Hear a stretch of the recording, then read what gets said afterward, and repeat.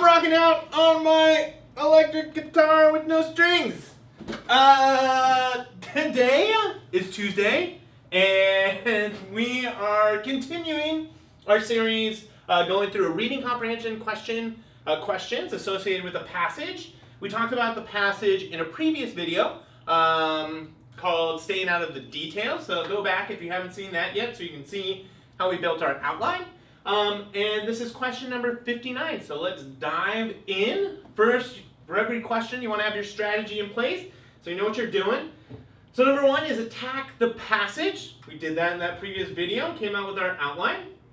Then rephrase the question, which I've done here.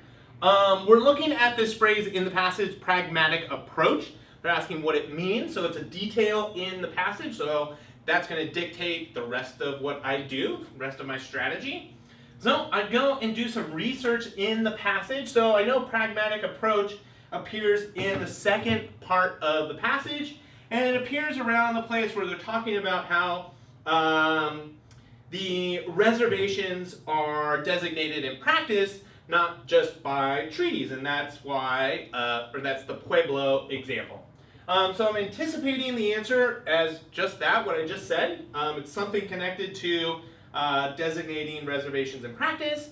That's how they approach the Pueblo situation.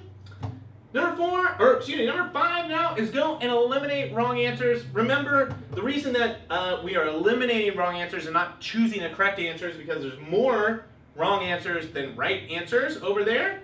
And it's easier. It's so much easier to eliminate a wrong answer because they're easy to find. There's so many of them. And then once you have a couple left, you can choose the right answer. So answer choice A actually turns out to be our correct answer. It's a yes. And it's a yes because it says recognize reservations not formally established. So that's really what we're learning about in the second paragraph of this passage, is how certain reservations can be established even if they didn't sign a formal treaty. B, too narrow. It's too narrow. It's only focused on, this answer choice is only focused on the water rights of citizens.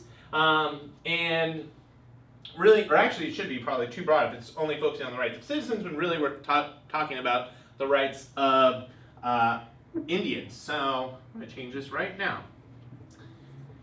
C, distortion. So this is about the rights to reserve water. That's not exactly what we're talking about in B. It's sort of related, but that's not what the pragmatic approach is about. It's more broad. So B and C are both wrong. D is off topic, how it affects other citizens. So we don't know how it affects other citizens. It's not in the passage. So this is information that we can't support. There's nothing there in the passage to support it. And then finally, E is the opposite of what we're looking for. It ignores precedent. It's not about, the pragmatic approach is not about ignoring precedent. It's about paying attention to precedent. So E is wrong. All right, that is all I have for this video.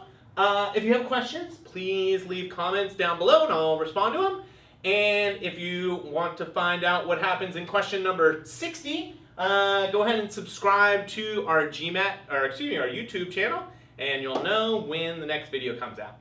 All right, be excellent to the universe, and I'll see you next Tuesday.